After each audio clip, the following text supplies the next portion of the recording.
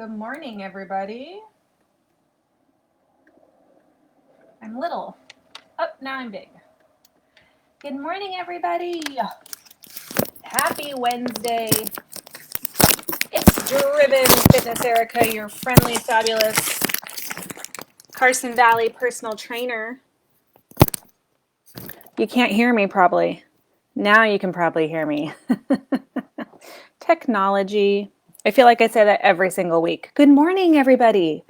Welcome to my weekly coaching session live. I'm Driven Fitness Erica, your friendly and fabulous Carson Valley personal trainer. We had a couple people who are logging in. I'm an hour late today, I know. I'm usually here on Wednesdays around 7:30, as most of you guys know. If you, I'm looking for the people. I'm looking for you people, but I don't see you listed. I still haven't figured that out yet. I'm usually here most Wednesdays at 7:30, but my dog really had to go out at 7:30 today, so she got the priority. She's my child, so she got the priority. Today, excuse me, we are talking about when was the last time you did something that scared you. And some of you may have noticed that I've changed my opening lately, so I am your friendly and fabulous Carson Valley personal trainer. And you might be asking, where the heck is that? What happened to OC personal trainer? Well, the big news is that Driven Fitness is expanding and expanding into Nevada permanently. And Carson Valley is in northern Nevada, south of Reno at the base of Tahoe. It's awesome and amazing. And yeah, now I can see comments coming through. Perfect. So Driven Fitness is expanding into Nevada personally. We are staying in Orange County virtually permanently. So we've been virtual since the pandemic hit, and we are going to stay virtual here in Driven Fitness with the occasional live session. But we're going to be expanding also into Nevada. And with that, I am relocating to northern Nevada, and I'm super excited about it. But I also am scared, and that's where the idea for this session came today. I almost said blog, not right. I'm a little scattered. I have a lot going on right now. So that's where the idea for this session came today. So think back, and maybe you want to type into the chat box, when was the last time you did something that you truly were scared of, that truly brought fear into your heart? We have 5 people joining in. Hello, everybody. Say hi to me so I can see you coming through in your comments. When was the last time you did something that scared you? So I started thinking back on my life, and I've had lots of not unusual, but not typical seasons of my life. So first was when I went off to college, or I went from Southern California up to Northern California for college. That was scary, leaving my parents for the first time. Maybe you had that. Next was, hey Dory, next was when I traveled abroad. So I went to go live in Australia, which by the way, I didn't even have to learn another language. So it's not like it was that difficult. Feels very similar to America. But that was scary. I remember getting on that plane and saying goodbye to my parents for a whole year, and like not just being an 8-hour drive from them, but a 14-hour plane ride. That was scary. Then the next one in my life I remember is when I finished grad school. So I did grad school at University of San Francisco, go SF. And I finished that. I got laid off from my job, and I decided to travel the world for 5 months. And that was not a spur of the moment decision. I planned for that all through grad school. But my first stop was Portugal, and then I was going to Africa for 5 months. And I was nervous. My parents were nervous. Everyone who knew me thought I was crazy. That was also a scary moment in my life, thinking, oh my gosh, I'm going to Africa for 5 months. This was like really pre-cell phone. Email was kind of around. My parents weren't so good at using it. So I was really off the grid for 5 months. It was an amazing trip. It's one of the things who made me who I am today, but also I was scared. I was scared then. So maybe you've had travel experiences like that. If this is like making you think of things, type it in if you feel comfortable. The next one I had was before I became a trainer. I worked in corporate America for 6 years doing sports entertainment marketing and events. in finance, the finance industry. I know, totally different. I went like whoop after school, and then I came back to fitness.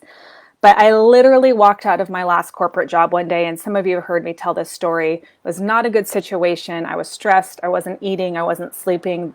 There was a lot of turmoil at this particular company. So I walked out.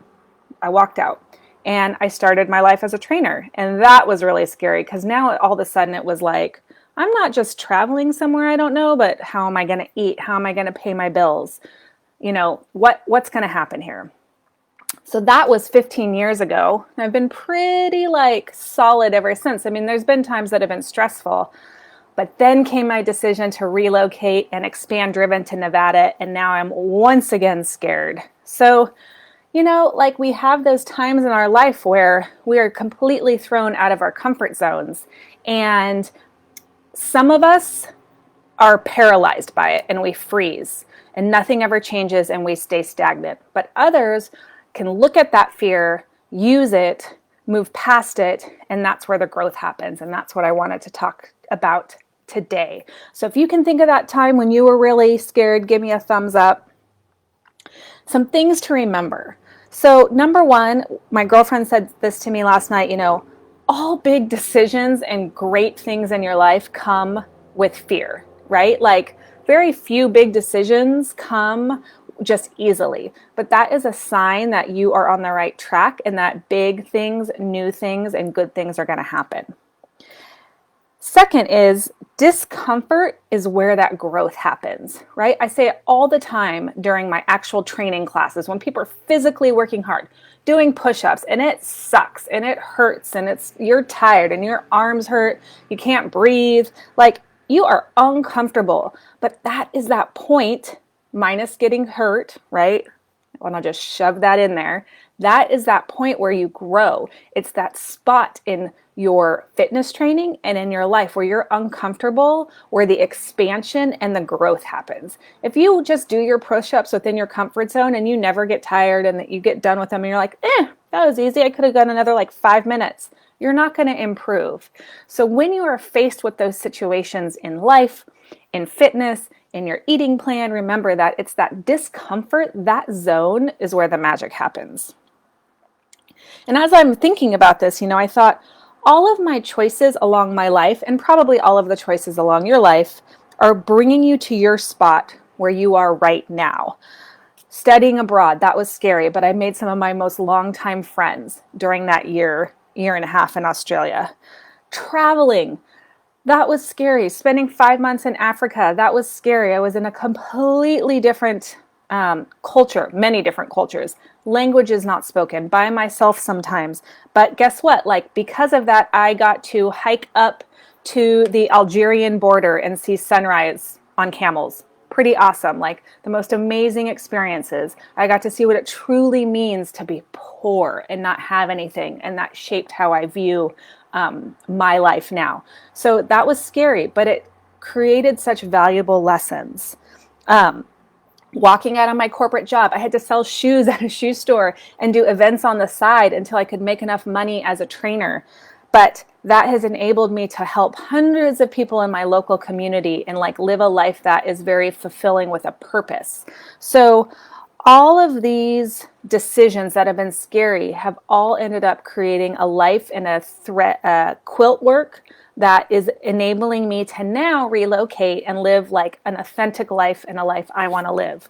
So when you look back at all those scary times, think about, hey, Michael, think about what about them was scary, what you learned, and where it's led you now. And I want to share 6 tips for dealing with scary decisions. So this came from tinybuddha.com. This afternoon, I'll put it in a link in here in this live session so you can go back and read the whole article if you want.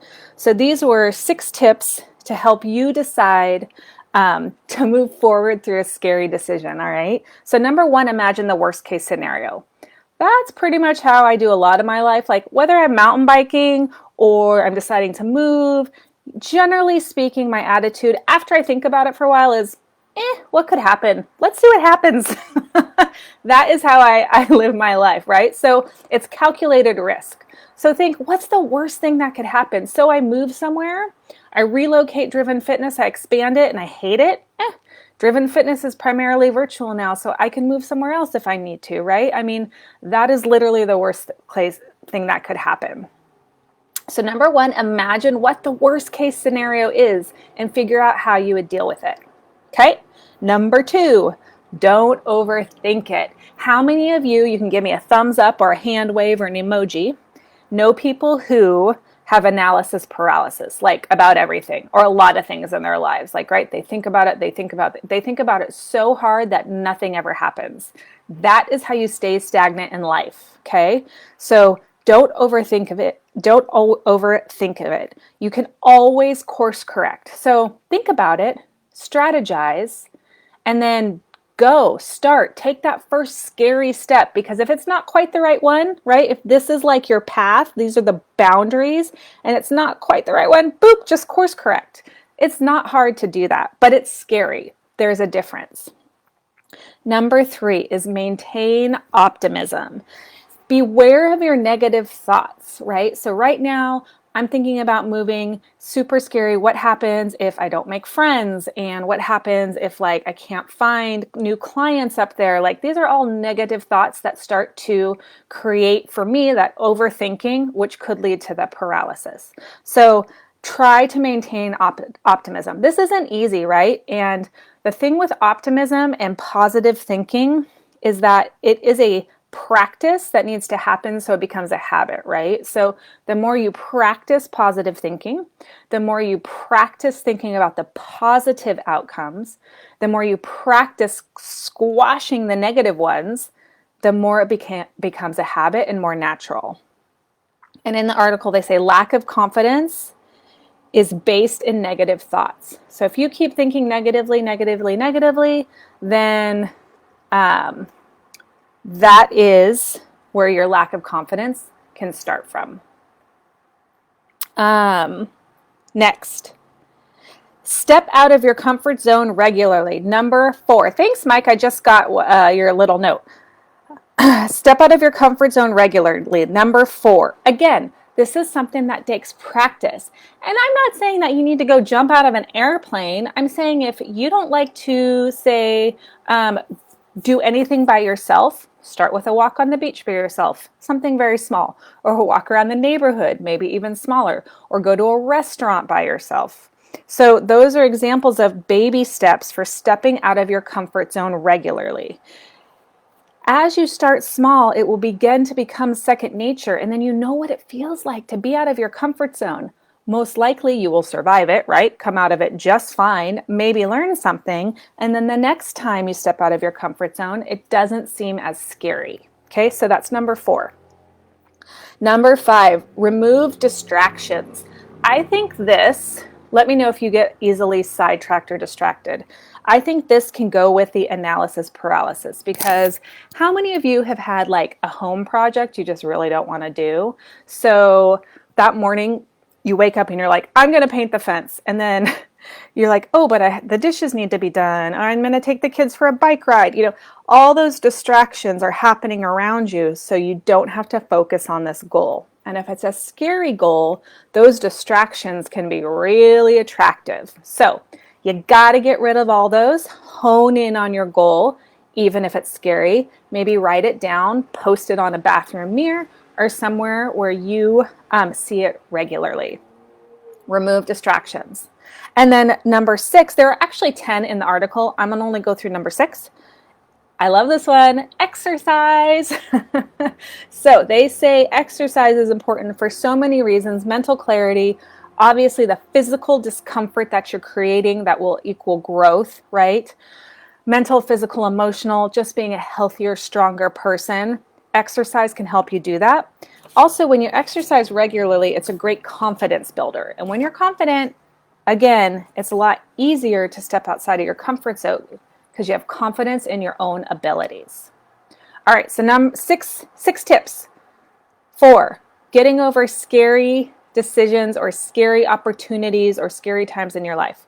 Imagine what the worst case scenario is and figure out what you're going to do about it. Number 2, don't overthink it. Number 3, maintain and practice optimism. Number 4, step out of your comfort zone regularly. Number 5, remove the distractions so you can focus on that goal. And number 6, get out and exercise. All right? So, for those of you who join us in California, we'll see you online on Zoom. We got lots of classes. We just added some and moved some around. If you aren't currently in our classes, come join us for 2 weeks, $25. You can private message me. I can get you set up. For those of you everywhere else, we'll also see you virtually. We have people in Oregon who join us, Washington, D.C., and then for those of you in Nevada, we will be starting our in-person sessions again in September. So that was it. Go out, conquer those scary goals, and I will see you guys probably here next week. Bye.